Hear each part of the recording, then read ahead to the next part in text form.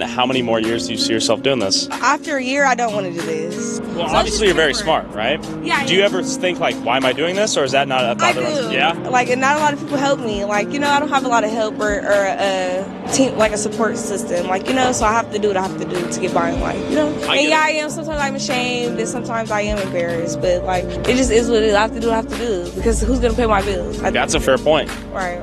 How many people will you end up meeting today and doing something with? As many as I can. So 10, 20, 100? I wish. I hope. I've never got that many people. Do you ever go home and cry afterwards, or is it just kind of a disconnect? To be honest with you, yes. Yeah? I do.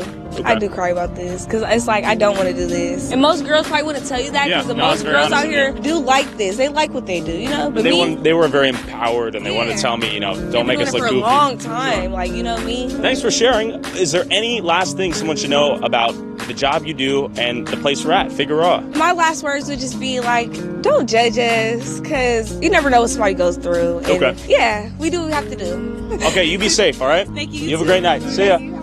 Bye, Jazz. While some of these girls claim to feel empowered and strong selling their bodies on the streets, I couldn't help but feel bad that some of these girls felt that this was their only option to make money and have been doing it since they were literal children. Figueroa was my first glimpse into the city that has prioritized the pursuit of money at all costs and the consequences of fatherless single mother households and a morally bankrupt culture pedestaling role models like Sexy Red and Ice Spice, preaching the power of spreading your cooch for some coin. But what makes LA so jarring is the fact that Hollywood and the countless movies they've made has depicted this city as the land of fame, fortune, and opportunity. I headed to Skid Row, the exact opposite of the LA I was shown on the big screens growing up, and home to roughly 4,400 of the estimated 75,000 homeless people in LA County. Last time I came here was almost a year ago with my friend Kevin, a leading expert in homelessness and drug addiction who was forced to do meth in a tent after we lost him out on the streets. Let's see how the community of Skid Row was doing today. A lot of these people are drug users. They don't come from bad families, though.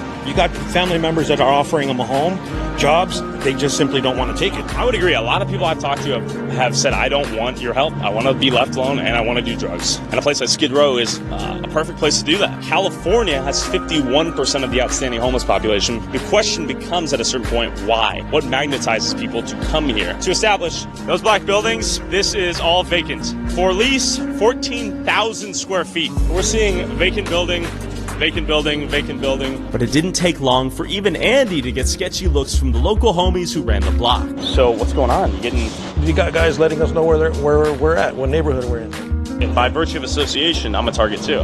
No, you're fine. Actually? You're good. Like little white boys cool? They won't think we're part of the same gang. But we're chilling in an alley together.